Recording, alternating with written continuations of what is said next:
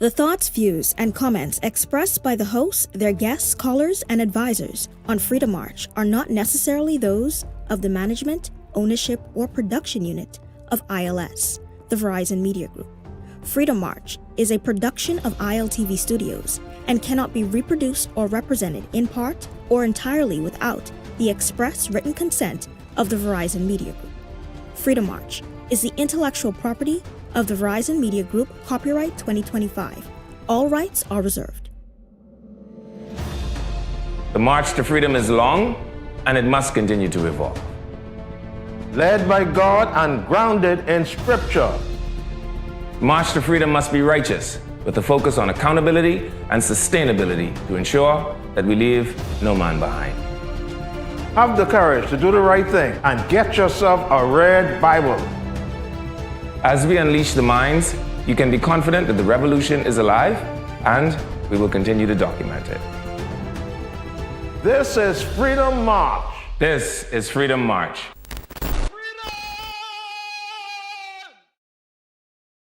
Hello and welcome to Freedom March. Thank you so much for joining us today. I'm Levan Miller. You're listening to us on 103.5 The Beat FM, channel 224, that's on cable, and channel 112, that's on Flow, and of course ILTV Studios over there on Facebook. But wherever you are choosing to listen to us today, I want to say thank you for listening to us. Happy Tuesday. I'm joined in studio by the spiritual advisor, extraordinary and plenipotentiary. He's the spiritual advisor for the whole Bahamas, I'm told. Bradley Roll is in studio with me. Bradley, welcome again to Freedom March. Thank you so much. Good to be here. Things happening in and around the city, Bradley. All sorts of things are going on. I see that they were touring the water tower yesterday, Bradley. Does the Bible say anything about touring old relics? I don't even understand what is the purpose of refurbishing the water tower, but that's just me. I see that they were out there yesterday, the Prime Minister and all. Yeah, it's a tourist attraction, isn't it? Yeah, which tourist you know will climb all them stairs? 66? I know it, but they might have more than that. From the bottom of the water tower, isn't the water tower 216 feet? Wow. That's taller than Mount Alwina. Yeah, that's... You know how much? You remember how much? 208, is it what? 206, 206, right? yeah. Yeah, you remember how much step it take you to get to the top of that? Yeah, that was kind of tough. That's what I'm trying to tell you now. Who all you know signing up to do that? But the Prime Minister was out there yesterday, and so I said to myself, maybe they went up there to go get Holy Scripture. But we know that Bradley Roll is with us often here on Freedom March, and he brings us Holy Scripture. We'll get to that after the break. But what else has been happening outside, other than people deciding that they want to go and climb a relic of a water tower? Well, it's still hot, mind you, for some strange reason. Today wasn't bad. There were overcast clouds. Yeah, we had a little breeze, but... and then about 2 seconds of rain. And then the heat is on. Yeah. Anyway, don't move, you hear the jingle. That means we're going to the break. I'm Levan Miller. Bradley Roll, the spiritual advisor, extraordinary and plenipotentiary, is with us on Freedom March. We're going to the break, but when we return, we've got more show on the next side of the break. This is Freedom March. I'm Levan Miller. We'll be right back.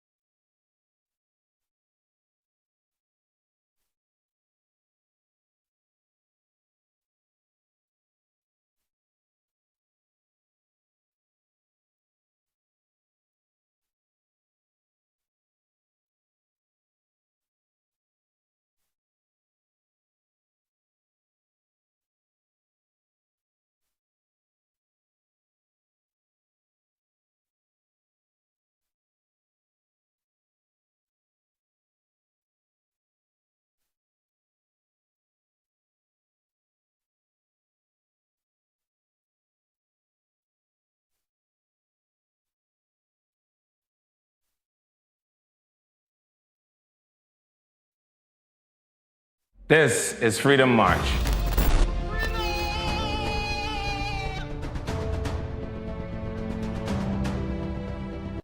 Hello, welcome back to Freedom March. Thank you so much for staying with us through the break. I'm Levan Miller. Again, Bradley Roll, the spiritual advisor for the whole Bahamas, is here with me. And spiritual advisor. That got me in trouble yesterday. Well, We got to find another way to introduce me. if I say the Bahamas' spiritual advisor, It's going to get me in trouble. that would mean that the Bahamas own you. See, if I say you are the Bahamas' spiritual advisor, that have an entirely different meaning than if I say spiritual advisor for the Bahamas. Let's just say... Because for the Bahamas means that we leave it open to acceptance. Okay. Yeah. So you are spiritual Okay, advisor. yeah, let's for clarify the that. Bahamas. So people don't call and Yeah. they make it seem No, if I as say if it's you are been the forced upon them. Bahamas' spiritual advisor, the Bahamas would mean that there is an apostrophe S, which would symbolize ownership in the English language, correct? Mm-hmm. And as a consequence, that would mean, like how King Charles is the Bahamas' king. You don't get to pick. He is king of the Bahamas. That's not what I'm saying about you. I'm saying that you're Bradley Roll, spiritual advisor for the whole Bahamas. That means that the people of the Bahamas that want to have access to the spiritual advisor have the access to the spiritual advisor. And they could either accept or reject it. Yeah. Unless you want me to do what they do in the 'cause- military and say, those who wish for religious purpose only may fall out. That was before we met Clifford Cavallo as Commodore, by the way. And Clifford Cavallo came on base and say, listen, as long as I'm commander, those who wish may not fall out. You will stand right there. Yeah. So Yeah. unless we say I just give spiritual advice, because it seems as if there's some people who are offended by using that term for the Bahamas, because they But say, why can't you be, He ain't no if spiritual you've been advisor spiritual for me. advisor for 10 years, right? Why can't you be spiritual advisor extraordinary and plenipotentiary? Okay. Yeah. All right, so tell us Sounds what good. this Holy Scripture have to say to us today, spiritual. We have a very interesting story. We're going to go to the Old Testament. I Mm-hmm. think it's the book of 2 Kings, and we're going to read a story about King David and his sin, actually, Wow. and how the Lord is going to send Nathan to David to more or less let him know that what he did was wrong and there was going to be a fallout. And so Nathan is going to rebuke David. No doubt we know the story of David and what he did with Uriah the Hittite's wife, Bathsheba, when he slept with her. So here's this rebuke now, after he would have slept with Bathsheba.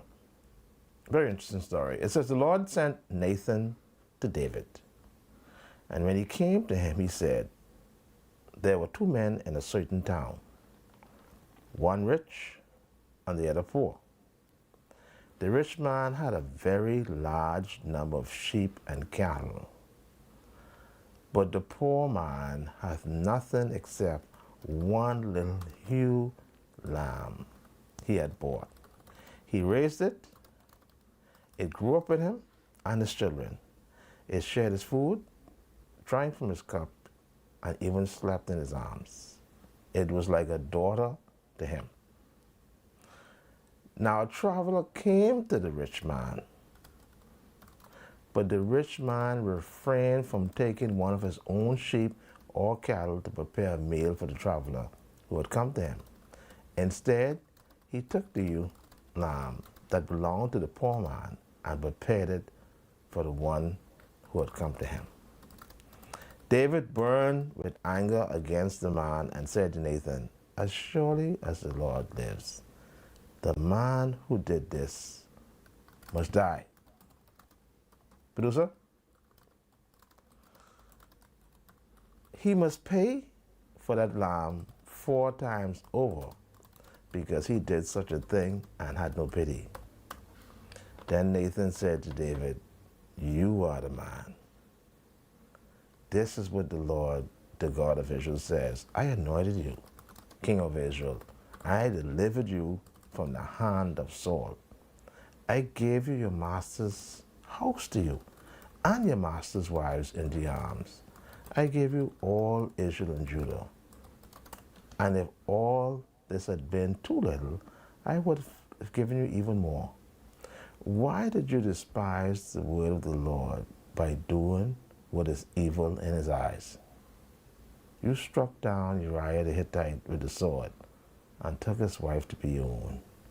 You killed him with the sword of the Ammonites. Now, therefore, the sword will never depart from your house, because you despised me and took the wife of Uriah the Hittite to be your own. This is what the Lord says. Out of your own household, I am going to bring calamity on you. Before your very eyes, I will take your wives and give them to one who is close to you, and he will sleep with your wives in broad daylight. Okay, producer. You did in secret, but I will do this thing in broad daylight before Israel. Then David said to Nathan, I have sinned against the Lord. Nathan replied, the Lord has taken away your sin. You're not going to die. 2 Samuel chapter 12, 1 to 13. It's a very interesting story. It has so many things in there. So many sermons within that passage. Indeed. But it's an interesting story. If you read 2 Samuel chapter 11, you'll see what really caused all this and how David allowed, his eyes to wander. And before you know it, boom, he was in sin. But it's a lesson for all of us, eh? There's some fellas today, I think, who, running after other people's wives. You gotta be careful, fellas. What if they're walking after her? It's nothing to laugh at, I'm sorry. But there's some very powerful men out there with money. Mm-hmm. You're luring other men's wives into your arms. Are they beseeching her? There's a punishment for that, man. You Really? gotta be careful. Really? Don't. It depends. This is a lesson for you men with money and power. Yeah. And the poor man is taking care of his wife. It's the only wife he has. Yeah. Like we all do. And for some strange reason, you got yours. Yeah. Let me tell you, with the hard times, you got yours, and you still. well, spiritual advisor, it's always. You got yours, and you still want mine. That's a deep song, Indeed, but it's always interesting when I read the Bible, right? Because I tell you, it is such a complex book, right? Because in this very same 2 Samuel, chapter 12, the same God blesses David and Bathsheba. Mm-hmm. Isn't that fantastic? But they went through something, though. Because I think when you read on with the story... Because verse 15... I think God struck the child with an illness. The child died. Yeah? Yeah. Because 16 says, David therefore besought God for the child. No, let's go to 15. And Nathan departed unto his house. And the Lord struck the child that Uriah's wife bore for David, and it was very sick. David therefore besought God for the child. And David fasted and went in and lay all night upon the earth. And it came to pass on the 7th day, the child died. And the servants of David fared to tell him that the child was dead. For they said, behold, while the child was yet alive, we spake unto him, and he would not hearken unto our voice. How will he then vex himself if we tell him that the child is dead? But when David saw his servants whispered, David perceived that the child was dead. Therefore David said unto his servants, is the child dead? And they said, yes, he is dead. He's gonna get up now. Then David got up. Yeah. So you have to follow the text. Right? Arose from the earth, He washed himself, and he began to eat. Anointed himself, changed his apparel, and came into the house of the Lord and worshiped. Then he came to his own house, and when he required, they set bread before him, and he did eat. Then said his servants unto him, The question coming now. what thing is this that thou hast done? Thou didst fast, and thou didst weep for the child while it was alive. Yeah. But when the child was dead, thou didst rise and eat bread. And he said, while the child was yet alive, I fast and I weep. For I said, who can tell whether the Lord will be gracious unto me, that the child may live? But now that the child is dead, wherefore should I fast? Can fasting bring him back? No. I shall go to him, but he shall not return to me. And this is why I love these scriptures, because it's fantastic. And David comforted Bathsheba, his wife, and went in unto her. Well, you know what that means. Yeah. Okay, he went in unto her. Yeah, some relationship. And lie with her. And she bore a son. And he called his name Solomon. And guess what? And the Lord did love him. Isn't that fantastic? Same Bathsheba, same David, same Mark. Sometimes you gotta rise up, wash yourself. But man, if I were to preach for a text, it would be, sometimes you just gotta anoint the thing first. The problem was, anointing was on the first thing. Sometimes you gotta anoint the thing first. I mean, it was another man's wife, and that was the issue. Yeah, but the wives of Saul were Saul's wives, and the Bible says God gave them to David. Yeah, but Saul was dead, though. But sometimes you gotta anoint the thing first. Yeah, Saul was dead. Sometimes you gotta wait, I say, on the Lord. Yeah? That's a better message. But it was interesting. Wait, I say, on the Lord. Yeah, so it's fantastic. You read these scriptures, they're absolutely fantastic. I love them. They, as I read them more and more every day, I always find new things to be in awe about, eh? Same David, same Bathsheba, identical circumstance, God blesses it. Hey, isn't that fantastic? After he punished it, though. But I will say, nothing without punishment. If we was in a Baptist church right now, I would say, touch 3 of your neighbors and tell them, let's do it the Lord's way. Eh? Yeah, no. It's fantastic. Nothing escapes him. Any sin that is done is punished by God, and of course, He's a gracious God who is willing to forgive us and give us a fresh start. Yeah, and that's exactly what happened in David's case. He got a fresh start. And the part of Scripture I love the most, the part that says, "And the Lord loved the child." That's amazing. That's deep. That's amazing. A gracious God. Yeah. Anyway, so we're gonna have an open line show today, right? Because I've got questions I want to ask. I want you all to participate with me along this journey. I have to confess, though, I bring my whistle. So that means, crazy people, I can't ward y'all off today. But don't forget, I got power in this right hand. And I might have to smote you if you call me running on with crazy things. So let's try to don't run on with crazy things, all right? Producer, stay with me. Let's see if we can work this quickly. The first thing I want to say is, I want taxi drivers to go away. Y'all are annoying me, all right? Ain't nobody taking nothing from y'all. And if you all have decided that you all want to cater to a niche market, then I hope all y'all starve. That's what I hope. And I'll tell you why. More than 2/3 of this population lives on a single landmass known as New Providence. Yet, your sister union, the Musicians Alliance or whatever their name is out here talking about how we need to expand the product so that Over the Hill has more vivaciousness that would attract the tourists outside of the hotels. Well, Mr. Fred Munnins, you please tell me how the hell the tourists them could get there? How anybody could get there if your taxi union colleagues only want to pick up people from the airport? Right now in this country, we have mothers that can't work night jobs because they don't have transportation.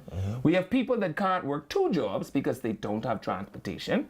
We have businesses that have to close at a certain hour. If you go all through the Palmdale area, you will notice that it is a ghost town beyond 7 p.m. And it is all because we do not have public transportation. And you know what's funny? They continue to try to blame it on the omnibus, when in fact the omnibus isn't designed for tailor-made public transportation.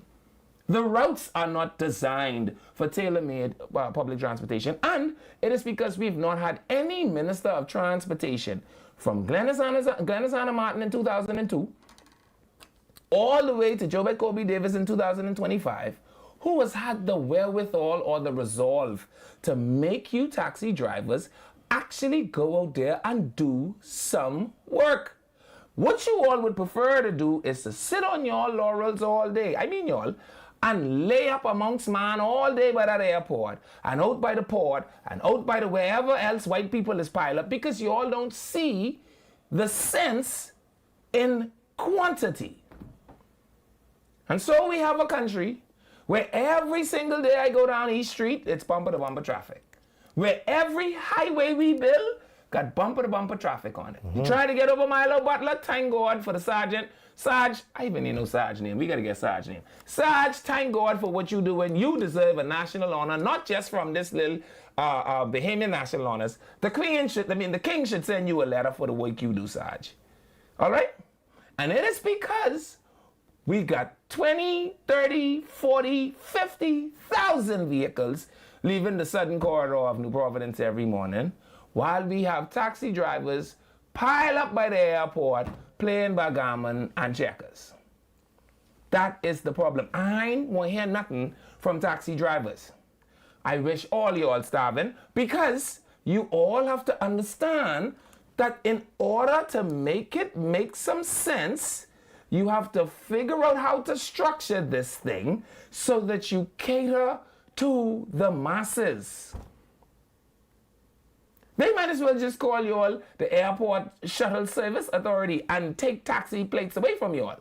And turn you all... See, they like to talk about unionizing the omnibus. They could just unionize you all, make you all a unified service, and just let you all be employees, since you all serve the same people. All of y'all only want to pick up white people from the airport. All of y'all only want to pick up white people from the what this thing here name. So what we need a bunch of independent taxi drivers for, if all y'all is do the same thing, we might say turn y'all into the white people shuttle service from ports of entry and let you all answer to the government. That's where I am on it. And I think the minister didn't help the situation.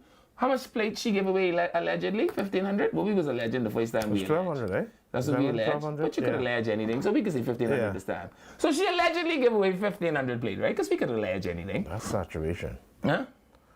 That's really saturating the situation. We just alleging. 1,500? We could allege that. We could allege anything. You don't just want to allege with me? Okay. So let's allege together. Allegedly, you gave away 1,500 plate, right? And how did that help the problem? That ain't help the problem, not one iota.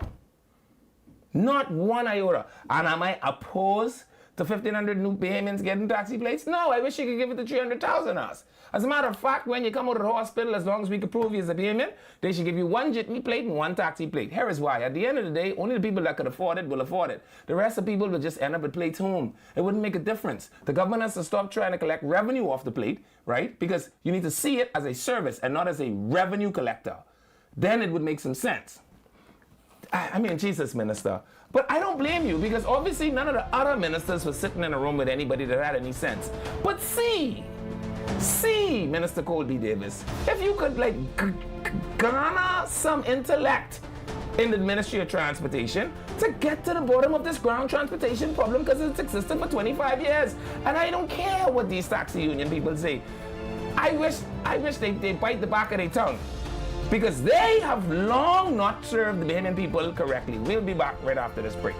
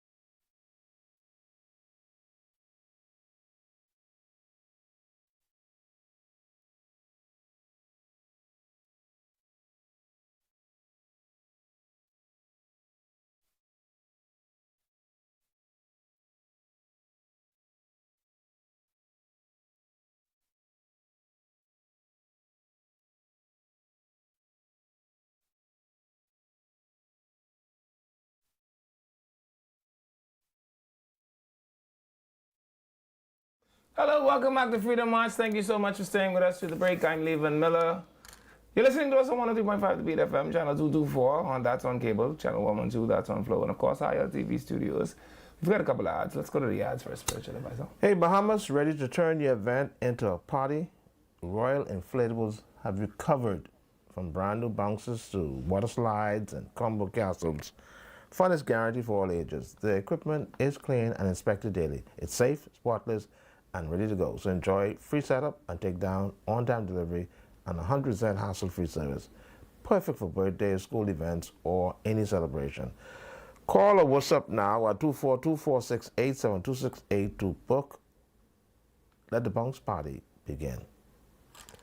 The Work Center, located Rosetta Street across the road from Roberts Furniture, is your one-stop shop for back to school, decades, Timberlands, and many, many more. So come on down and let their friendly staff assist you with getting ready for back to school.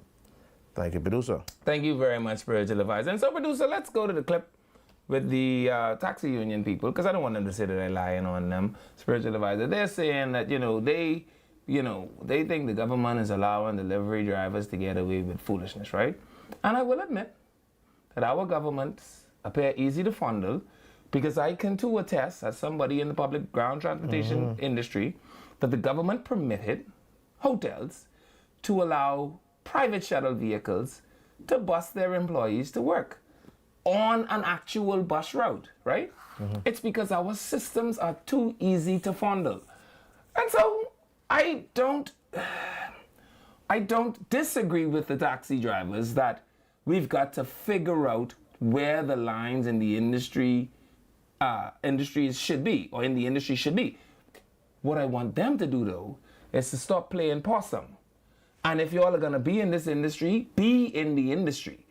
You are not the airport concierge service. You are not the port concierge service. What are you? A taxi. So what does a livery plate do? Livery plate is for scheduled pickup. Oh. Right? But you are a taxi. And so, yes, while I agree the livery people should abide by their rules, you are a taxi. Why all y'all pile up by the airport? Huh? The tourists, they probably You are not a tourist concierge vehicle. Yeah, but then the money, the tourist money is for them. Man, come on. Economics is simple. Economics is simple. If I sell one apple at $100, how much money do I make? You make $100. If I sell 100 apples at $1, how much money do I make? Okay, stay with me. If I sell 100 apples at $1.10, yeah, you make more.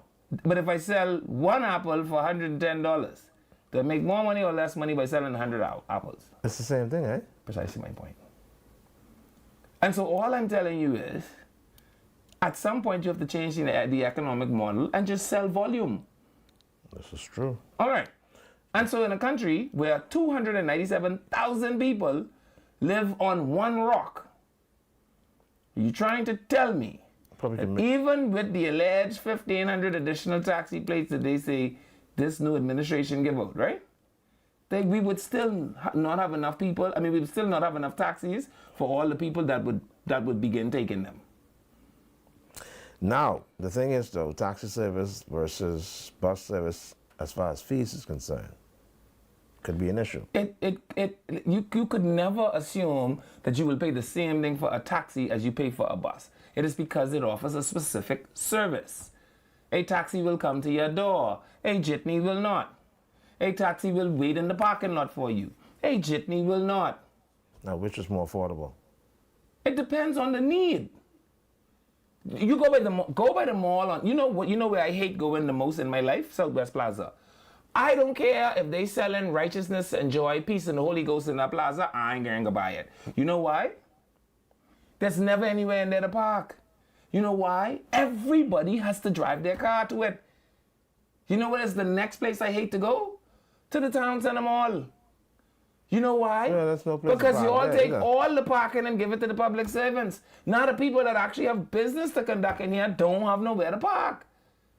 Why? Because every public servant, even though 70% of them making minimum wage, feel they should drive their car to work. It's because the taxi system is failing. And we have a very young and hip and energetic and dynamic and vivacious, and give me some more adjectives to call Joe Beth so she can feel good. Sure. And intelligent. And I just don't understand why someone as young and as smart as this woman can't fix this little problem. But we had a service before. I don't know why it didn't work, but it failed. Eventually, I'm saying to you. No, that's 323. 55555 or something. That's 35111. It was 555 taxi something. Anyway, they say that it's too dangerous. Yes. Are there not taxis in New York? Is New York not more dangerous than the Bahamas? Are there not taxis in Chicago? Isn't Chicago more dangerous than the Bahamas? What are we talking about? What are we talking about? They're scared to go into court. I ain't listening to these taxi people. Then the person that sit in the back next to you, they pull a gun. I wish y'all have to pick peas or the silt. Because y'all don't appear to want to service the public with this thing. Firstly, we have a city with some of the most stupid rules I've ever seen. You ever been to Cuba? Yeah. You ever been to Jamaica? Yeah. You ever see anywhere in Jamaica or Cuba closed down any 2 o'clock in the morning? It's always running. What the hell is this silly rule that you close down a city at 2 o'clock in the morning? When I lived in Fort Leonard Wood, you could party in Missouri, St. Louis until 4:30 in the morning. The public bus stops running for about an hour and a half, if that. But the problem is, these unions, they make no sense to me. Their arguments are like confetti.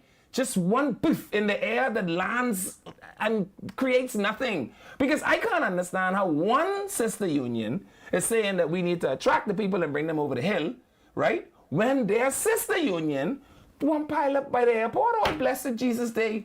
Yeah, well, so they got to realize that they have to fix it themselves then. And that's my point. Let's go to the story, because I don't want them to say I'm picking on them. Here is what the taxi union people have to say, and I think they make no sense. Members of the Trade Union Congress meeting tonight over issues concerning the Bahamas Taxi Cab Union. The union recently became a member of the TUC, and they're hoping to have some resolution to their long-standing issues. Our Devontae Hanna standing by live tonight at the BCPOU Hall with the details. Devontae? Well, Janelle, we're coming to you live from inside BCPOU Hall, where the Trade Union Congress has called an urgent meeting for all of its affiliates, and that call came from President of that union, Obi Ferguson. Now, we can tell you that the reason for this meeting was the fact that they want all affiliates to rally behind the Bahamas Taxi Cab Union, which is led by Tyrone Butler. Now, Butler says chief among the issues that they hope to discuss tonight is the fact that a lot of taxi cab drivers feel as if they've been feeling disenfranchised or overlooked, and this is due to the fact that livery plate drivers have been allowed to operate in spaces that they're usually not allowed to operate in, and that includes hotels, that includes Nassau Cruise Port, as well as the airport. And he says that this is now taking the livelihoods and cutting into the earnings of the hundreds of taxi cab drivers here in country. Now, he also says what has exasperated this issue is the fact that he alleges the government has issued over 800 taxi cab plates since coming into office, and some 300 to 400 livery plates since coming into office, and the industry is already oversaturated. Again, he says that these issues compounded together are definitely creating an issue for the taxi cab drivers and cutting into their earnings, as I mentioned earlier. And tonight, President of the TUC, Obi Ferguson, sent a clarion call to all members and all affiliates of the Trade Union Congress to stand behind the taxi cab union, one of the unions, he says, that is most important in Bahamian history. In fact, the taxi cab union has even led the general strike back in 1958, if you would, as many would know. And he says that there is under no circumstance that this union should be feeling the way that they have been left feeling now. So a very strong meeting that has happened here so far. Right now, they're taking questions, and the podium, the platform that is now answering those representatives from several different unions that are here. But again, the taxi cab union is the chief union to be speaking here tonight and to rally their cause. And so we're going to have more on this in a later newscast. But for right now, I'm Devontae Hanna reporting from the BCPOU Hall. And so I don't understand. Yeah, how much plate the people them say the woman gave away? 300 or 400 livery and must be 700 or 800 taxi. That ain't sound like 1,500. It sound like, no, When I tell you 1,500, you tell sound me, like you tell 1,100. me I exaggerating. I tell you, well, let's just allege. And I think you could allege anything. How Not a bad. could we have issued that many plates and still not fix a problem, though? Why did we give out that many plates and not make the criteria for it that you are going to service the Bahamian population? Even if you had added the caveat between 6:30 p.m. and 5:30 a.m. Because these fellas is going to sleep by the airport anyway. Yeah, you have to wait on arrivals. So what difference would it make if y'all was actually picking up security officers, dropping off the girls from Wendy's? I see the girls from Wendy's walking home every night. Every night, God send. You know why? They can't call a taxi. So you think I listening to these taxi drivers? I ain't have them to study. And I wish they parked them taxi on top of one another by the airport. Because y'all obviously don't care about the Bahamian public. That's where I am on it. You want to open the phone line? We could open the phone. Yeah, let's do it. 323-7775 is the number to call. 698-0775, 698-0776. Yeah. Please don't forget to turn your radios down, please, when you call us in, so we don't get the feedback. And listen to us only. Turn your radios down, turn your televisions down, and listen to us. The numbers are 323-7775, 698-0775, and 698-0777. So while we wait on the phone lines, there is another thing that's happening. School is about to open. Pull the clip for the school. School is opening. There's going to be some new school rules. In a couple of weeks. Right? There are going to be some new school rules. And I admire Glenna Sana Martin so much. She's an Auckland's girl, you know. She's from Auckland's. I can't hate her. She's wonderful. She's a worker. She's an amazing human being. And she's 80 daughter. And 80 and my granddaddy are friends. And they Auckland's boys. She from Pompey Bay. And my granddaddy from Snug Corner. And they knew each other their whole life. And I can't say bad words about Glennis Anna Martin. Otherwise, I wouldn't be able to go back to my Grammy house. But I want Glennis to stop half baking these cake.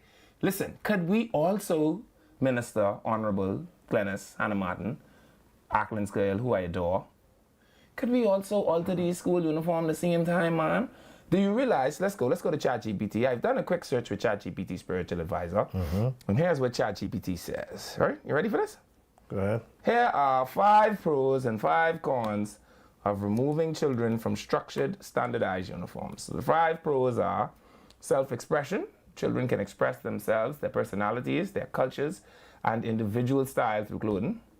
Comfort and practicality.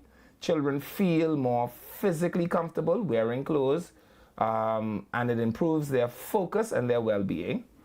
Cost flexibility. This is for all y'all who like to offer this argument that parents can't afford plain clothes. It is the stupidest thing I've ever heard in my life because school uniforms are specialty clothing. Your son that goes to C.R. Walker can't wear this burgundy shade nowhere else. Your daughter that goes to Essie McPherson can't wear this skirt nowhere else. Yeah. So why would you buy her a skirt that has a single use if you poor? Anyway, cost flexibility. Parents may save money by buying regular clothing that children can wear both at school and at other events, avoiding the need for expensive uniforms. It reduces pressure to conform. It eliminates the rigidity and sometimes outdated nature of uniforms, which may not suit all body types, all genders, and all cultural preferences. All right? So that's Rastafari-dom. Rastafari-dom could wear their turban and feel normal. Okay. It promotes real-world preparation, which is something I'm interested in. So for my 11 and 12 graders, y'all don't have to wear uniform, but the dress of the day is smart business or business casual. And if you come here outside of smart business or business casual, you know what you better come here in? A Dickies coverall, because we got 300 of them in the school office. And since you can't figure out what to wear today, you're going to go do yard work today. Because either you dress like this or you go be a yard worker. Very simple. All right, so it promotes real-world preparation. Dressing appropriately for different settings is a skill that people can learn earlier if there are not uniform policies. And naturally, there are cons. So let's go to the cons. There's peer pressure and social inequality. So without uniform, wealth differences can be visible. Absolutely. You can wear the same thing They every day. could be visible in uniform. And then they can put pressure on the students. They could be visible. Have you ever man, seen... you just out on the street yesterday, Have you man. ever seen poor people... You're out on the same Hold on. pants. Have you ever seen poor children in their uniform? This uniform look like it come out of poverty. Yes, all right? Okay. They said that it can create discipline issues.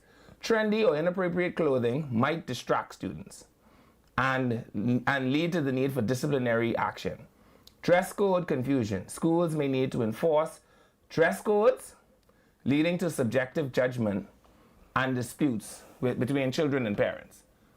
And I get it. I mean, fine, it's a dress code. You do not wear, but we have all those things already exist in uniform. That skirt is too short. I don't care if it's a Essie McPherson skirt or a Oshkosh Bigosh skirt. It's too short. Go home. You would do the same thing to her in a school uniform, no? Okay. Loss of school identity. No one cares. The school have an emblem. Tell the school marketing department take care of that. And it adds stress to a morning routine, which I totally disagree with because I've worn a uniform before. I've also worked for a uniform organization in plain clothes. And I can tell you, I much rather go to work in my plain clothes because it ain't nothing like looking for your rank slips that you had on yesterday and somehow you can't find them today. And you ain't been nowhere. You and your squaddy them gone out last night, had a couple sodas. You don't remember when you take off them rank patch and name tally because you didn't want no one know your name and your rank. And you must be able to put them in the glove compartment. And now you just don't remember. So I would much rather have my bush jacket press and my slacks press because I could wake up and put that on in 20 minutes, whereas it take me 30 minutes to put on my uniform, slick my boots, etc., etc., etc. Anyway, so Dennis Hannah Martin, please, we might want to go to like complete wear your own clothes, but could we like golf shirt it?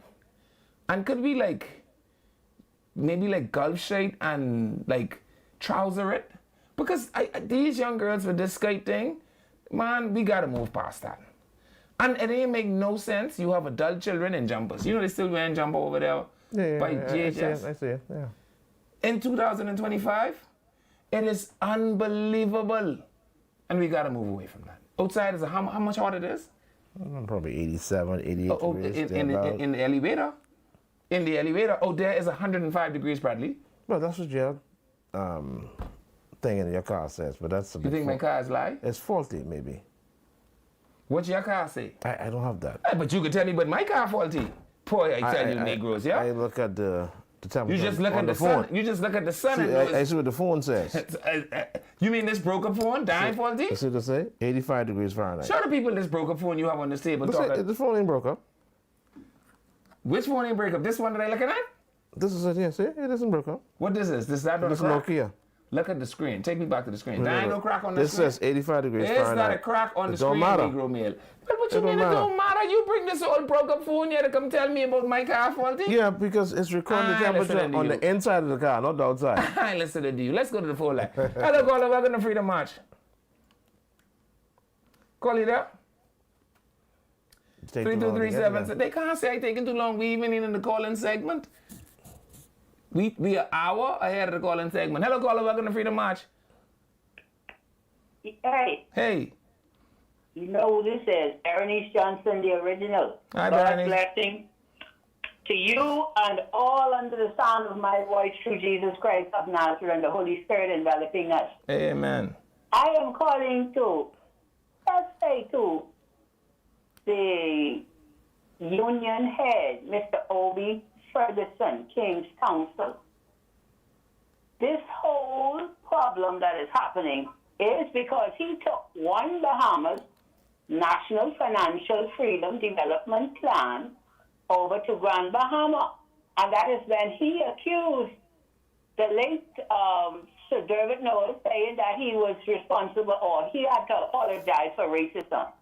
Latitudinarianism is of content that will create monies that have been earned by the three first world nations who needed this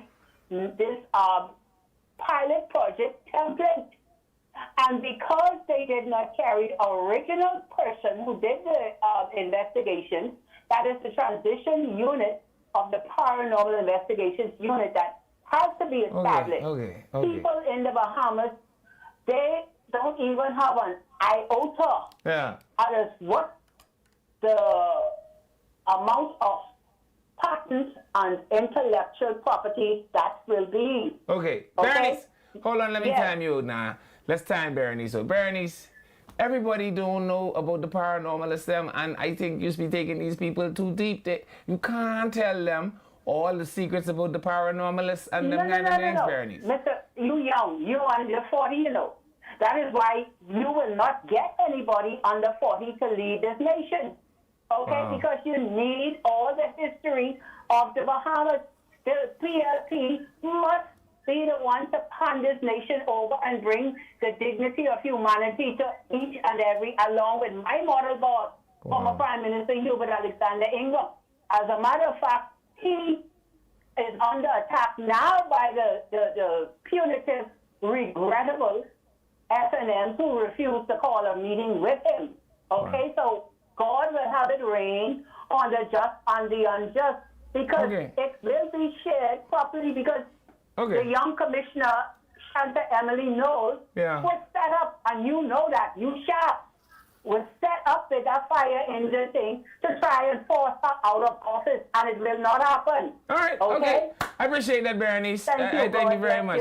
God bless you, and God save the king, Bernice. So, the paranormalists have decided that Obi didn't get all the transcripts, and so that's why the taxi drivers them got to stay by the airport. Okay? I'm just translating it for you all. Hello, caller. Welcome to Freedom March. Call you down. Hello. Hi. Mr. Miller? Present.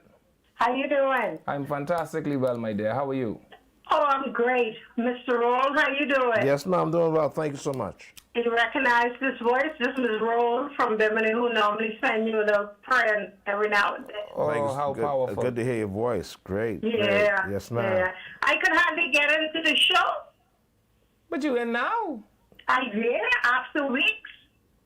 Yes, But anyway, I'm not going to hold it up. I'm calling concerning the taxi system. Yeah. Mr. Miller, that was going on. I have a taxi in Freeport, but I'm in Freeport now for a couple of weeks. Right. And this system was going on a long time ago. The problem with the private charters and the buses and the taxi. Right. You know, and the taxi is supposed to be first in line with any tourism that come in any one of the islands. But that has been, the system is broken, and it seems like no one can get it fixed. Okay. You know, that is a problem. Why you all keep piling up by these airports, though? When you look at the union, to me, it seems like some of the union representatives, the union president, a lot of them to me now don't have no morals.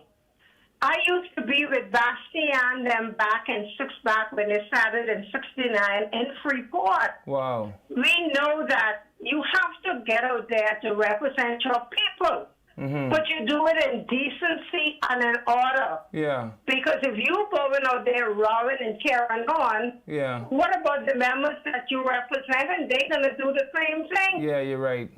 You know, so they need to get their act together. And me and a few others were some of the first ones in Freeport joined Obi when he came into Freeport with the Managers Association Union. I was already out of the union with Bastian them, and I moved on.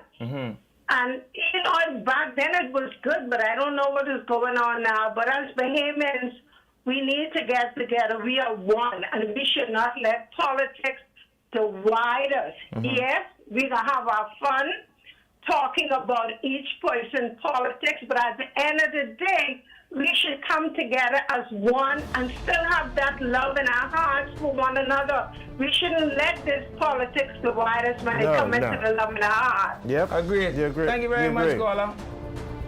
We got time for my picture. Here's a picture of me and Captain Neely and Commander Darren Hanfield, two of my favorite people. It's a random picture. I just love these guys so much I wanted to show them because I don't want y'all to think that I have a problem with Commander Darren Hanfield. But boy, when it comes to South Beach, I still get it back control. We'll be back after this.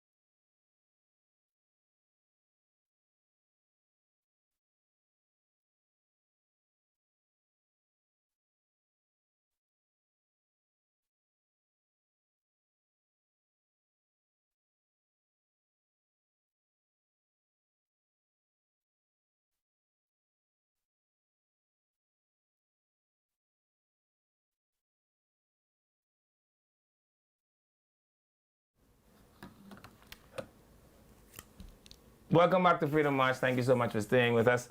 I'm Levan Miller. You're listening to us on 103.5 The Beat FM, channel 224, channel 112, and of course, ILTV Studios. Bradley Roll, spiritual advisor extraordinary and plenipotentiary, is here with me. We going to go to the phone lines? We have calls?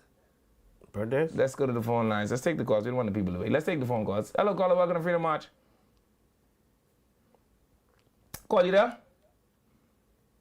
Nope, let's take another one. Hello, caller. Welcome to Freedom March. Nope, let's go to the birthdays. Okay, we got a couple of birthday shows. Did you send them to me, producer? Let's see. A couple anniversaries, maybe. What do we have for today? Let's see. Do we have birthday? Producer? We do? No? Okay, here we go, yeah.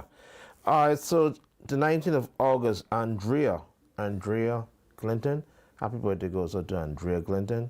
It's coming from her father, David Clinton, her mother, Arlie Clinton, her daughter, Dalen. And may God continue to bless you so that you may see many, many more birthdays. Okay, happy birthday to Andrea Clinton. Giorgio Henderson, over in Canada. Parents George and Carla, his sister Georgie, brother George, junior, niece, nephew, family and friends. So happy birthday to Giorgio Henderson. Anniversary is to Francis. Today, Andrea and I are eternally grateful to Almighty God for allowing us to see and celebrate our 53rd wedding anniversary. The journey of love and family continues. Greetings coming from the kids, Ishmael, Denise, Kendra, son-in-law, Darius, daughter-in-law, Shirley, grandsons Isaiah, Jeremiah, and lots of love, the entire Francis family. So congratulations, and of course, happy anniversary. Greetings. Okay, the Wilsons. Happy anniversary to the Wilsons. Greetings coming from the kids, Ishmael, Denise, Kendra, son-in-law, Darius, daughter-in-law, Shirley, grandsons Isaiah, Jeremiah. Lots of love, the entire Francis family. So happy anniversary to the Wilsons. I don't know, some names may be missing from that. But anyhow, happy anniversary. All the best to you, and may God continue to bless you and you celebrate many, many more to come. All right. I think that's it, eh? Is that it? Yeah. Fantastic. So I think I just got something. Tamal Banaby, happy birthday from his mother Agatha, his sister Kishan, and his son Taquan. So to Tamal, your family says happy birthday. Spiritual advisor, let me tell you something. So ChatGPT said to me, when asked, how popular are schools in America and in Canada that still require uniforms? And ChatGPT responds, about 18 to 20% of public schools require or make uniforms a requirement. How much? 18 to 20%. You would consider that a major minority? It's kind of low. Okay. That means about 82% of U.S. public schools, caps, do not require uniforms. A specific academic study found that 21% of public school students attended schools with uniform. Hence, approximately 79% of public school students attend schools without an official uniform or a uniform requirement. There's also quite a bit of geographic variation. Some urban districts like New Orleans, Cleveland, and Chicago have uniform rates that are between 50 and 80%. However, in many suburban and rural districts, uniforms are much rarer. Uniforms in public schools seem pretty rare according to our research. The majority of U.S. public schools, this is the takeaway, do not caps require uniforms. And it goes on to Canada.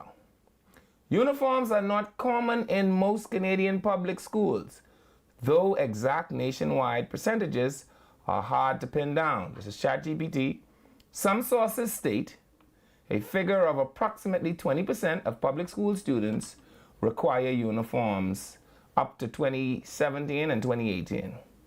If this is accurate, that would mean that about 80% of public school students in Canada do not require uniforms. Uniforms are much more typical in Catholic or private schools, especially in provinces like Ontario. For example, the Toronto Catholic District School Board mandates uniforms across elementary and secondary school. In everyday discussions, Canadian parents observe that uniforms are uncommon in secular public schools, but standard in private Catholic schools. The takeaway: the vast majority of Canadian public schools do not require uniforms, though a substantial minority, especially in the Catholic private institutions, do. And so the summarized total is approximately 82% of people or students in American schools are not required to wear a uniform, and about 80% on a varied scale of students in Canada are not required to wear a school uniform. So I don't understand what your fascination is with dressing up 17-year-old girls in school uniform. It makes no sense to me. The teachers who have a job don't wear no uniform, and they could afford clothes. How come the children with no job have to have uniform, which requires a specific level of purchase? It is the most scatterbrained thing I've ever heard. Let's go to the phone lines. Hello, caller. Welcome to Freedom March. Caller, are you there? Hi, Mr. Miller and Mr. Advisor. How are you? Hey, Doing well, good. thank you. Good. Just wanted to say a quick thank you, Mr. Miller and Island Connect. Mm-hmm. My husband went to get the service with the voucher that he got. Wow, fantastic. How did it go? Yeah, the experience was wonderful. He is not a caller. He doesn't call shows. Sure. But he wanted me to call on his behalf Yes. to say thank you to the gentleman and the setup there. The guys, they were excellent, courteous, the service, Yes. the cleanliness.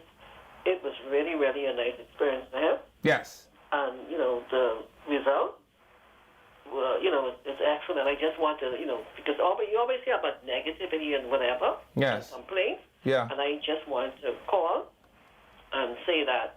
But in reference to the uniform, Mr. Miller, Uh-huh. don't forget now, we were under the British. Sure. And I think that I didn't see you with that thing you read. Mm-hmm. They didn't mention the UK system. I think they more into that uniform. Mm-hmm. And I think that's how we got, used to that. Can I point out something to you? know. Can I point out something to you? Sure, go ahead. We was under the British, so was America, and so was the Canadians. As a matter of fact, the Canadians was so much under the British. Do you realize that at first the British really wasn't going to take over the whole of Canada or Canada at all, which is how the French started taking it over. Do you realize that they speak French in Quebec I do. and they speak French in Montreal? Right. But you realize that Canada is still a territory of Britain. But the uniforms, I think I don't have a problem with it, Uh-huh. but I think it shouldn't be so expensive, and then they should accommodate with the climate, the material that you use, because I think it's more expensive to wear your own clothes than to wear, and sometimes the children, they're going to come, young people, any kind of foolishness on. Right. So with the uniforms, I'm for with that, but like I said, you can make the adjustments. Have you seen the But I way just these? want to say thanks again. No problem. And I definitely want to ensure that I shout out my friends over there at Island Connect. I keep telling people they're fantastic. They make sure they do the things they do to make sure I look the way that I look. Excellent. And so I'm very happy that you got the very same experience over there. Ali and his team, they're phenomenal. And like you see, you could go there and do more than one thing. So you could go get your car clean, get your water, get your haircut, get a bag of ice. It's fantastic. It's perfect for me. And I love the trees. It was so hot too, with how they have the shade and everything. Yeah. It's really a nice. And you sat on the little swing bench outside under the dilly tree? No. But it was a nice. It was really nice. Okay, so I'm very happy that you enjoyed that experience. Thank you. Over there at Island Connect. But outside of that, what I'm saying to you is, first of all, the government can't control the price of uniforms. They will never have any control over that, right? Right. And you have to think about commerce and capitalism now. For as long as uniform store owners know that there is a demand, they will peak the prices during the time that people want them. But that's not uncommon. People who sell jackets do the same thing, yes? Remember when you said about the young girls, the teenage girls in uniform? Mm-hmm. I made all of my school uniforms. Really? You know, home economics, you know, see, times have changed so much. You can make your own uniforms. So as far as you just buy the material. Now the tops, like I said, government doesn't control that, but I think it's a better idea. Now the ties, you don't need those ties because it's too hard for that. Right. You know. Do you need crest? Because what is the purpose of a crest? I never understood the purpose of a crest. But I'll hang up and then if some more callers come in. All right. Thanks, guys. Okay. No problem. Thank you. Yeah, and have you seen the way that these children bastardize in these uniforms now? Everybody in school look like Pinedo. This is the most straight leg pants I ever see in my life. You know what that means? These children going in the store, buying a $90 pants, taking it to a tailor, spending $50 more to straight leg the pants when we could just let them go buy straight leg pants. All right, so we have a texter saying we need to do a bit more research before we give out some information on this uniform thing. Sure, he says what is their research? He said the key thing is you have to do a search and find what out does his what is research the suggest? purpose of uniforms. Uniforms serve a purpose. So there's somebody who ain't having no research. He said, y'all, please, do a research first before you start So spewing ask things him to out. give us his research. So we'll ask Gemini. Let's see what Gemini has Oh, to and say. by the way, to the psychologist, to the specialist, I must apologize. Yesterday, spiritual advisor. You know, Bradley is just let me go straight. Bradley, let me sit here and call the man Ian Pavlov the whole show. I didn't do that. You The did that on your own. whole show. Bradley ain't Let's see. stopped me from calling this man Ian one time. The man named Ivan Pavlov, the German. Okay. All right?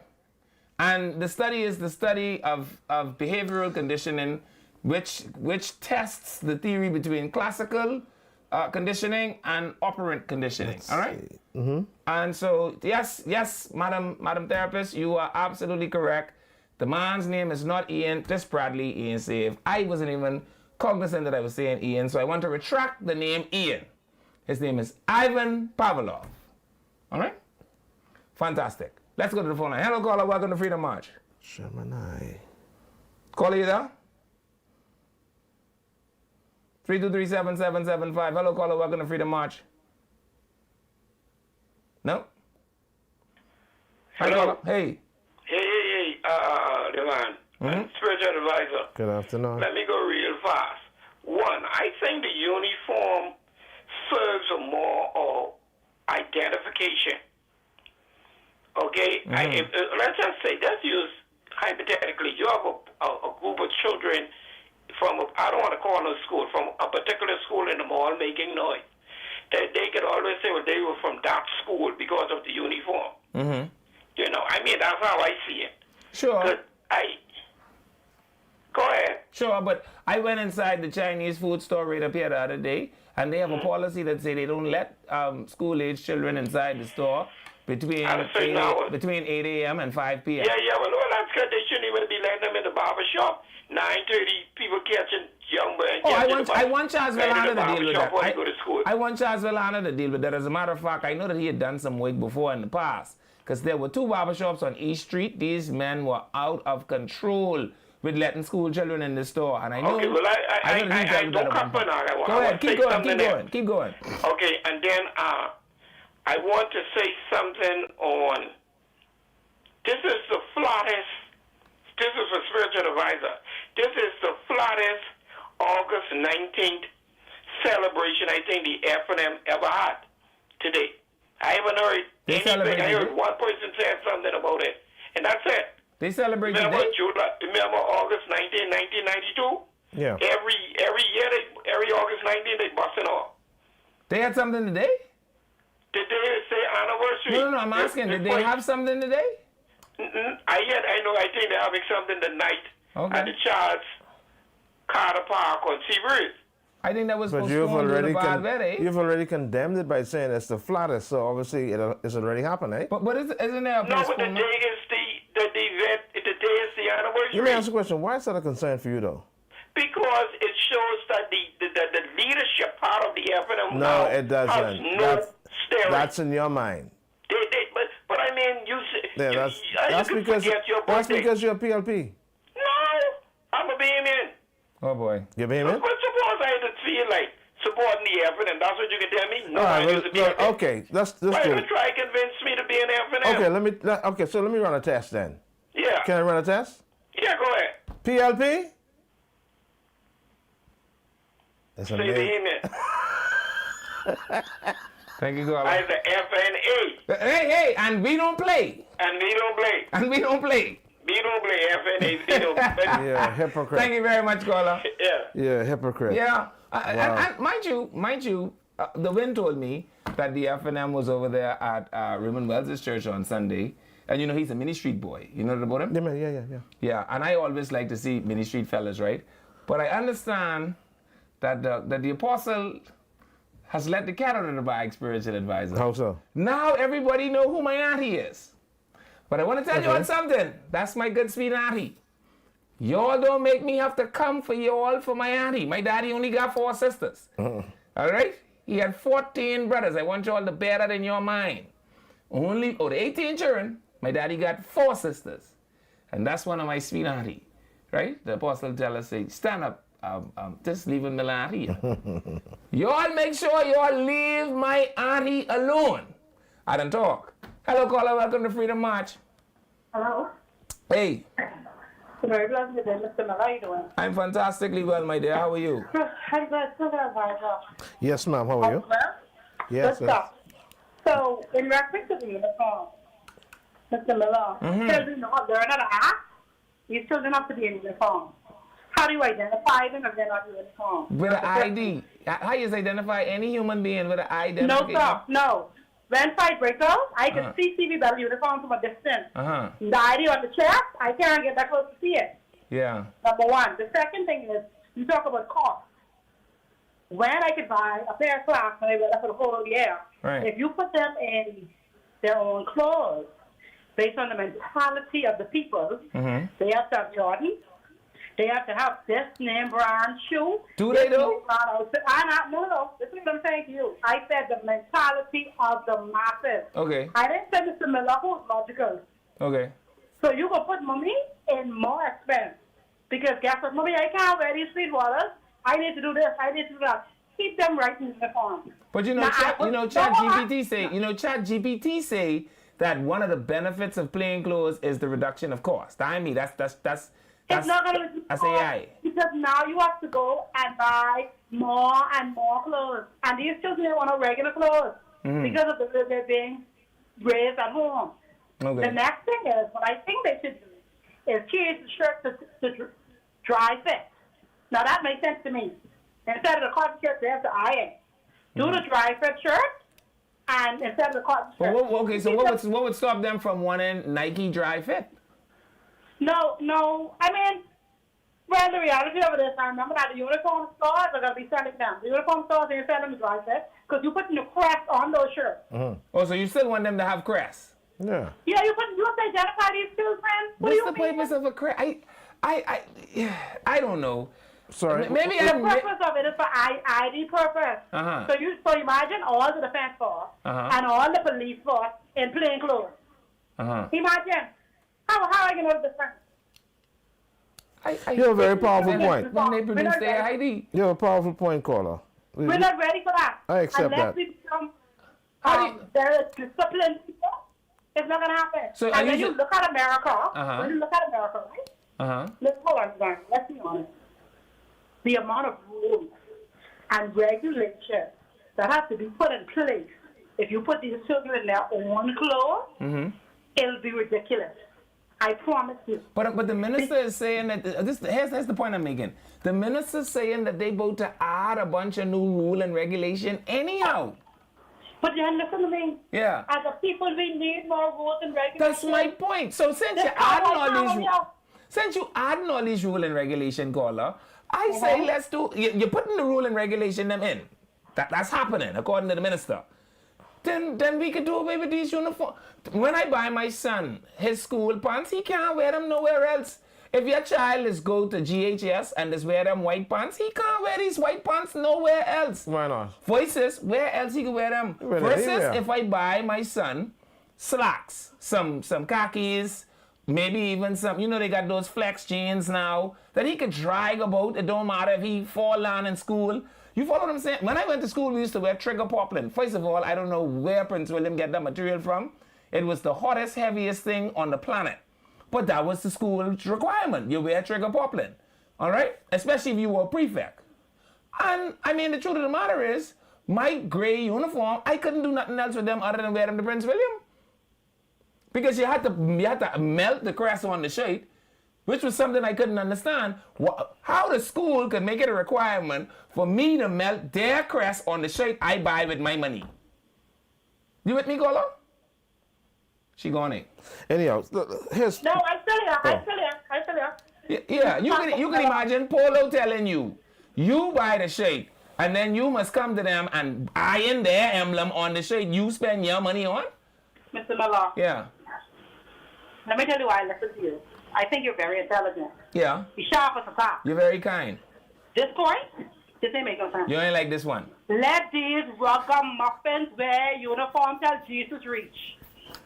Because if you put them in, you need to just drive around and see what they're doing on a fun day.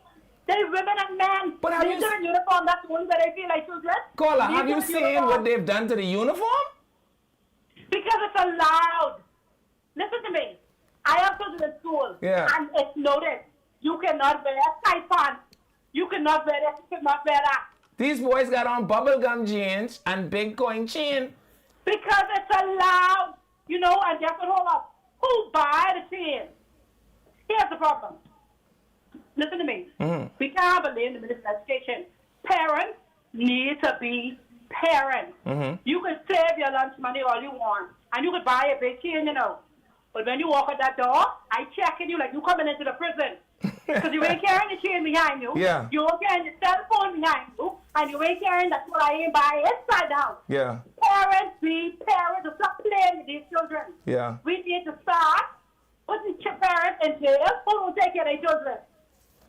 I agree Stop with having that. them. Yes. Having children is one thing, and taking care of them Is another. different thing. Absolutely. Yeah. It's growing up monsters, and they'll say they're scared of jail. So cut their hair. I agree with you. No, I agree with you on that. I 100,000% agree with you. Thank you, Gola. Now you go with God. Thank you. All right. So it is said it is intended to eliminate social economic differences. Imagine kids that cannot afford to have their own clothes. It eliminates these differences. All right. It provides discipline and standard dress code. Uniforms provide a level of equality among students. This place sounds like all they do is go on to ChatGPT. Just like how I go on to ChatGPT, it just sounds like ChatGPT give them the same answers it give me, only with different English words. Those are the same answers I have. To tell your research person, hey, his ChatGPT don't work better than mine. Uniforms provide a level of equality among students, considering most children come from different economic backgrounds. Naturally. So some children aren't able to afford to purchase new clothing to wear every day. It allows for the children to all be on the same level. Wearing uniforms, remove this, and I agree with that. Put up my flyer. Darren, that's why I can't support you in South Beach, because my member of parliament don't get tired. Every time I turn around, Barkers. is on the way for the Bahamas Technical and Vocational Institute. And the other It's an night, I effort see aimed him at walking boosting till 9 trade, o'clock in the night. education, I asked him if and he was preparing testing out the Wanahians crime in the for area. He skilled said, no, he's careers. still knocking While on he people's did not door. give a timeline But for anyway, completion, the that's Prime why I Minister support says the Marcus and South Beach. expansion This is is a part Freedom of March. his Don't move with the administration's back.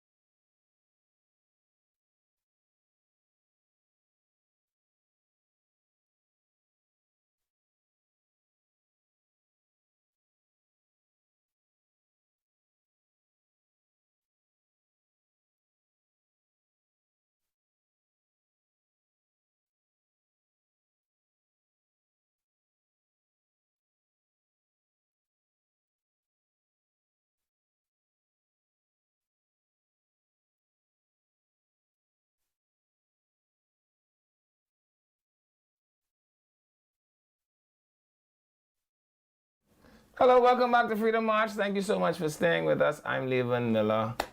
And you're listening to us on 103.5 The Beat FM. Let me send a shout out to my friends. I have to do it over and over and over and over and over and over and over again, spiritual advisor, because I ain't get it out of my system yet. My friends over at the Rollers Beach Resort. Beach Resort. So magical. Yeah, I wish I was there this weekend. It's lovely. Anyway, let's go to Tanya. Hello, Tanya. Good afternoon, Mr. Miller, and good afternoon, spiritual advisor. It's your girl Tanya coming to you live from Shop Smart Department Store, your miracle right here at number 122 Mackey Street, where we say we're here for you for whatever season of your life and for everyday living. And we are in the season of back to school. Yes, all of the smart shoppers are coming into Shop Smart to take advantage of not only our 20% off everything back to school, but they are in here taking advantage of our back to school sweepstake. If you are a smart shopper, all you need to do is come on into Shop Smart and spend a minimum of $25 on back to school items, and you'll be eligible for one of our sweepstake drawing. We do drawings every Saturday in the month of August. We have 4 fabulous prizes. The first prize, second prize, third prize, fourth prize, all valued at $500 each. You can get yourself a $500 BPL voucher. You can win $500 grocery at your food store. You can win $500 gas in your car. Or you can win a $500 shopping spree in Shop Smart. A minimum purchase of only $25 of anything back to school at Shop Smart. Shop Smart, we've also got all of the spray ground backpacks that you need. Come on in, we've got you covered. And with the purchase of a spray ground backpack, you can get yourself 10 free books and 10 free folders. Come on in. Shop Smart is located right here at number 122 Mackey Street, and we're open Monday to Saturday, 9 a.m. to 6 p.m. for your shopping convenience. Or you can visit us on our website at shopsmart242.com. Always remember to shop early, to shop often, and to shop smart. Someone here is saying uniforms provide a level of equality among students, considering most children come from different economic backgrounds. Some children aren't able to afford the purchase of new clothing to wear every day. It allows for the children to be able to be on the same level. Wearing uniform removes this. My question is, by this argument, that would mean that the only clothes your child have then is school uniform, and he don't have no other. So what is wear to church? What we does know they the have, child we wear? know they have other clothes. So Come what on, difference would it make? you know. You could just buy a bunch of clothes. What did his learned lordships Michael Barnett teach me? I think I pouring this on the ground, you know. There ain't no such thing as a free lunch. I tell you, I learned that from Sir Michael Barnett. Yeah. I wasn't just, anyhow. Okay, which means the uniform have a value. You agree? Okay. Which means that whatever that value is, the parents have calculated that annually in their annual budget. You agree with that? Just transfer that value to some clothes, some other clothes that the child can wear everywhere. This idea is not going to sell in the Bahamas. Oh my goodness. I don't understand Not it. in the Bahamas. But the Americans have been doing it for decades. Yeah, but their model doesn't fit ours. But we Obviously. compare ourselves to them with everything else. That's what we try to do, but we're not. When, boy, I tell you, these Negroes, when do they not fit our model? Where do we go to for standard best practices and benchmarks? America, Canada, and the UK, yes? And I just told you 2 out of 3 say they ain't get nothing but no uniforms. Okay. But you're saying we still can't pull it We're off. unique, man. Now all of a sudden be unique. Boy, I tell you. But Yeah, for the the uniform grace of item, God. but not sell. Do you have any calls? The wind tell me that they have one bunch of equipment landing in Andros. Show me these equipment with landing in Andros. I hear this in the wind. I hear they say boat pull up today in Andros and lone heavy equipment pull off for it. And Leon Lundy and the Han and Kimber Brigade is at it again. You see this? This time, what are they doing? Laying pipe, son. Nobody lays pipe like the Han and Kimber Brigade, I tell you. Listen, they should leave Leon Lundy in charge of water and sewage, even if the F&M win. They should just call Lundy to be in charge of water and sewage. I'm serious. He should just don't be in charge of water and sewage. I give it to him. So they're looking at improving the water system in Yeah, man, because you got to get the water right first and then the bridge next. Okay. All right? So water first, bridge coming soon, Lundy. All right? But somebody also tell me I sound like a PLP. So I have to fix that. I have to fix that spiritual advisor because am I a PLP? Yes, you are. You sound like one. There's a lying spiritual advisor. All right, so anyhow, let's run a test again. PLP? Who are they? It's amazing, eh? And I wanted to be a FNM, but the FNM wouldn't let me be a FNM. And so, the only thing I'm allowed to be is an FNA. Cause we don't play. Come go this way and vote for the FNA. We are the FNA because we don't play. Come go this way and vote for the FNA. Tell them take the FNM, we ain't one of them. And the PLP is a gangster party. The COI is a party made up by just one guy. So if you wanna go all the way, come go with the FNA. We are the FNA because we don't play. Come go this way and vote for the FNA. When they shout PLP, just say no way. You're going with us in the FNA. The FNM done lost their way, and we don't play, we vote in FNA. The COI have a plan, they say, but the best plan is to go with the FNA. We are the FNA because we don't play. Come go this way and vote for the FNA. We are The Free National Alliance. And we don't play. Let's go to the phone line. I tell you I know PLB. I'm a FNA because we don't play. Hello, caller. Welcome to Freedom March. Caller, you there? 3237. They must be was a PLB on the phone. Gary, hello. Oh, I thought you was a PLP. I was accusing you of being a PLP. You ain't give me the cue. You ain't give me the thing, man. All right, what's up? Okay, good afternoon to you. Good afternoon, Special Advisor. Good afternoon. See, you keep me so long, I forget my thought. But hey, Mr. Miller. Hey. You see what I called for? But you got to get the clip what Mr. Honorable Foreign Minister say about the other party. I hold my mouth open, man.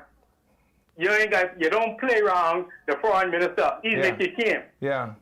But Mr. Miller, you know what I called? Yeah. When we end the show last time, yesterday, when that gentleman say for the King James Bible, and he sounded like he was a pastor. This young man don't know Russia opened the seal, the seal, and everybody was black.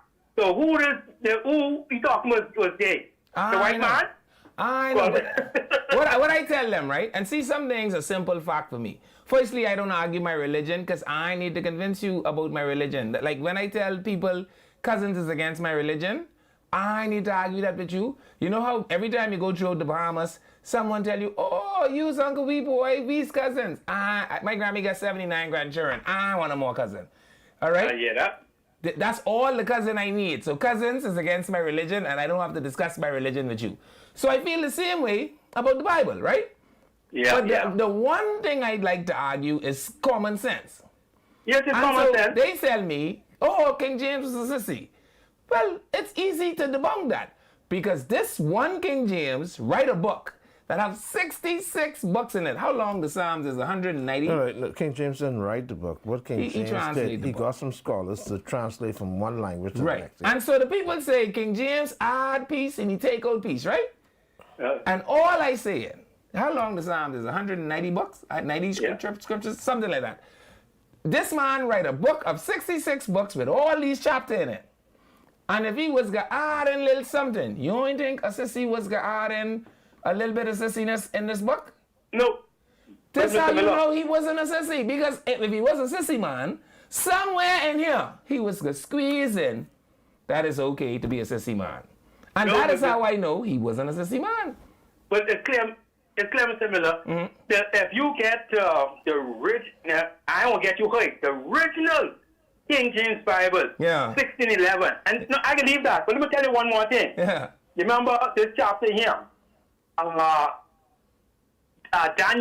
Daniel chapter 6. The king loved, it wasn't our king, it was another king. He loved Daniel so much. And when he made his law, nobody could touch that. The king even can't go back on that. That's why it's bought the King James Bible. You know, that's your best friend. You can say, no, y'all ain't killing my best friend. You cannot touch it. If you, in them days, if you touch that, they don't kill you. They kill you, your whole family. You remember another one I got here, and I gone. Remember the man who tried to hang the people? Hang Esther? Go ahead. He and his whole family was killed. That's why you do not play with the king laws. I gone on that. Yeah.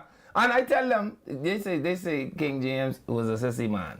Well, this sissy man allegedly wrote in or translated in the book that he write or translate in Leviticus 20, chapter 20, verse 10. Well, he could only translate what was there. That's my point. But if he was a sissy man, he would have added a little something.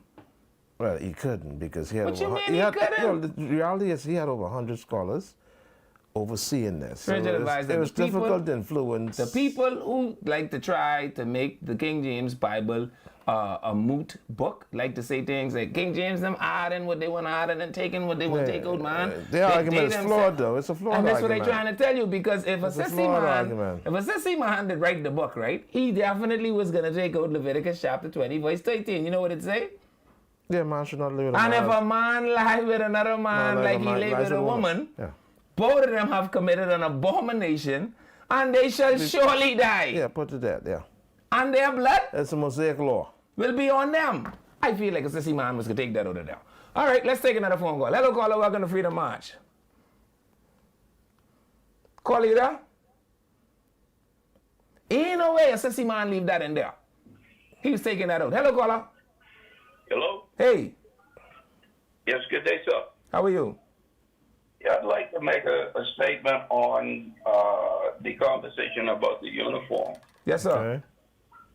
Okay. And I'm only calling because the lady called in earlier and she made a comment about children having to want to wear the Jordans and, you know, what's popular for them to be popular in school. Sure.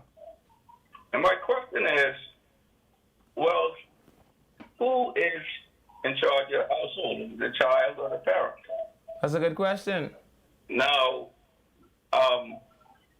there are two things that human beings have a problem changing, and that's one is their belief systems and their behavior. I've been educated for 30 years, and I'm of the position that uniforms, which arguably, if you were to ask the reason for it to an educator or even the common person on the street, if they give it a little thought, it is to encourage discipline. It encourages discipline, is what you said. This is very true because, you know, the armed forces, there are a lot of organizations that put you in uniform for identification and for discipline. But the question is the uniform making its point as a disciplinarian standout in the school? I think we need to venture beyond that because the problem right now we have in this country is a social problem. And I'm going to be very arrogant here and point fingers towards institutions like the University of the Bahamas, where we have a social science department there that should be investigating, doing research in this. The University of the Bahamas is not growing because it should be an institution that grows the society. Right. I think they fail at that miserably, but keep going. Yeah, so where are we doing that research? And we are very intelligent people, you know. We're very smart. We're smarter than most countries in the world.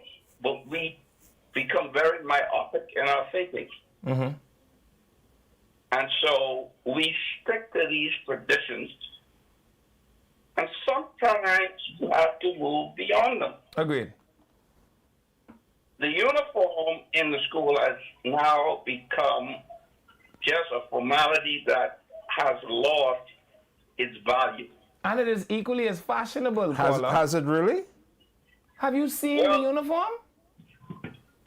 Again, that's arguable. That's an arguable statement.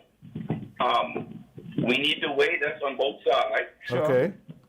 Whether it has or not. But what are we doing to bring that to the table? Well, and you're having public discourse about it. I'll give you let me just go left field. Technology has overcome it. Right now, your telephone is one of the most important tools that you can have. Sure.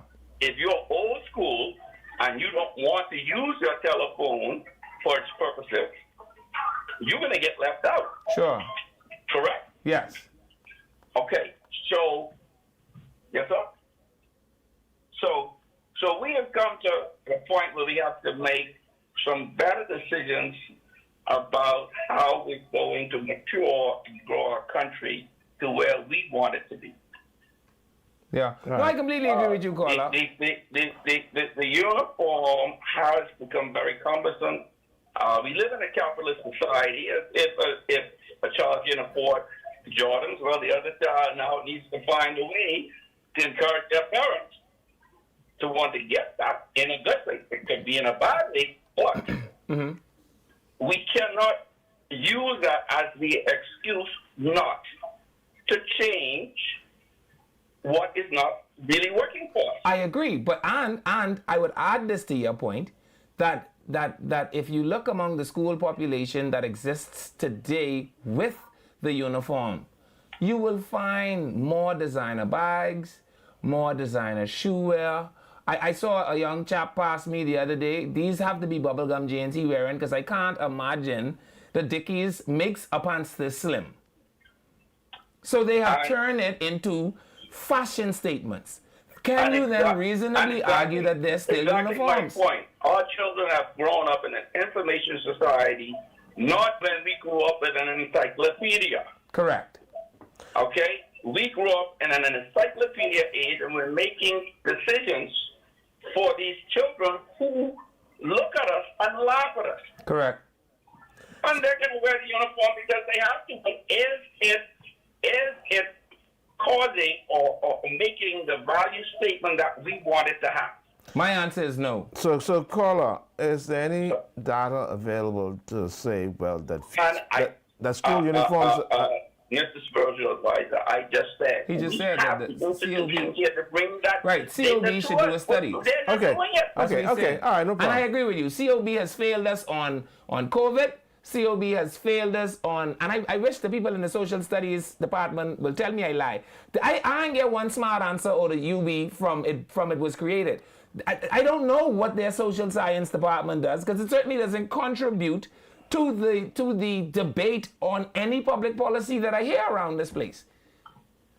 Exactly. Yeah. Now, I want to leave on a positive note because this is very positive, and you know, our neighbor to the north, which we look up to, and I don't know why, we look up to America as if they're a god. Because they're in the north, we have to look up.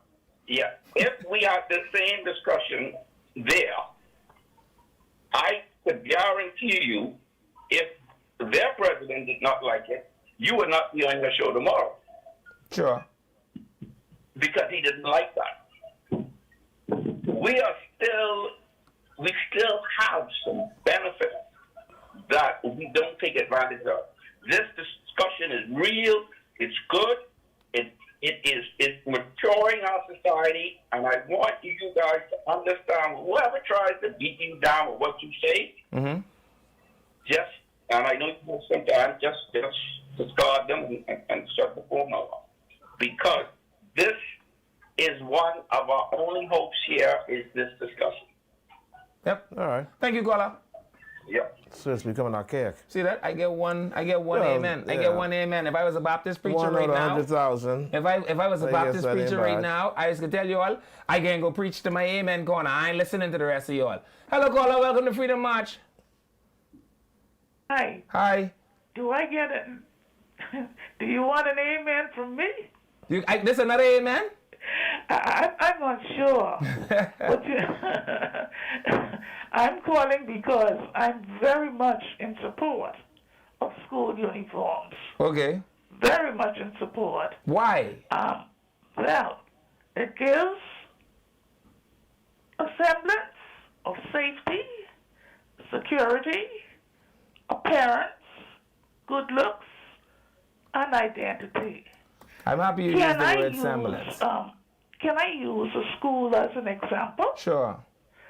I'll give you, because we always reflecting on the regular school, on the government schools. Sure. But let me talk about St. Augustine's College. Perfect example.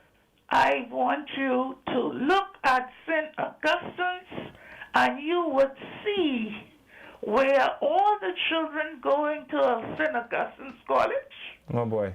they look alike. You know, those girls, if they go to school and their skirts are not the proper length, they either the principal or the teacher either have them take it out, and if they don't want to take it out, they take it out themselves. Yeah. So they have to come back to school with their skirts a certain length. Discipline. The boys, if you look at them, how is it that St. Augustine's College boys, their pants look alike, fit them alike? They ain't stuck to their skin. They're not baggy.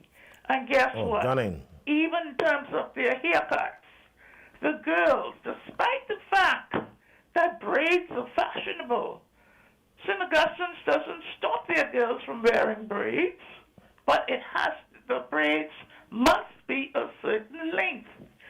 And I think I heard spiritual advisor say a little earlier, in terms of where you come from, your environment, you could have one or two shirts, and you could go to school looking nice and clean every morning, and nobody can tell that you only have one or two shirts.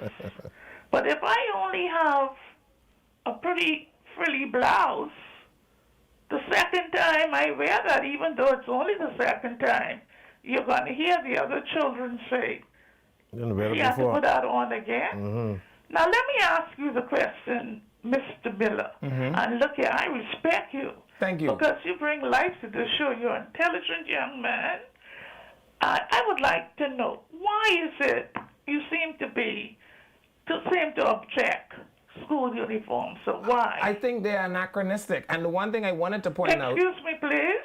What the word mean? What you mean by that word? Yeah. I think that they are a thing that shelf life has long passed, and that they do not offer what it is people presume they offer. The world has evolved past it. You don't think it's identity? No. As a matter of fact, the thing I wanted to point out to you was that you use the word, it gives the semblance of, right? And I'm very happy that you picked that word, because I think that's all it gives now, a semblance. And ChatGPT has given me the synonyms for semblance: a facade, an illusion, a pretense, a trace item. And that's it. Like the thing that uniforms represented in the 70s and the 80s and even a large part of the 90s, I think went away in the 10s and the 20s. And I'm telling you, if you move around the school population, I tell you, the boy had on bubblegum jeans the other day when I saw him. It's no way Dickies make these jeans this skinny. Mr. Miller, I will say to you, those schools where the rules are enforced, wearing uniform and the expectations are the same as they are today as they were, say, in 1955. Sure. 1965. But are the results and the benefit still being realized. The climate is hotter. We've proven that through science, right? Schools have larger populations. Classroom sizes have ballooned to the point where we do not have free-flowing classrooms. We also, at this late stage in higher education, do not have all air-conditioned classrooms. And I'm just saying, right, when I think about when you go in the food store, how many children you see, even outside of school days, wearing shirts that bear the crest of the school that they go to. It's the same argument, just, the inverse. So I'm saying there's some social things that just, I don't think uniforms still realize. But I hear the jingle caller, that means we're out of time. We're definitely not on the show, but we are out of time. This is Freedom March. Taxi people, I'm listening to y'all. I wish you all have the pick peas or the silk. This is Freedom March. We'll see you right here again tomorrow. If it's the Lord's will, we'll be back.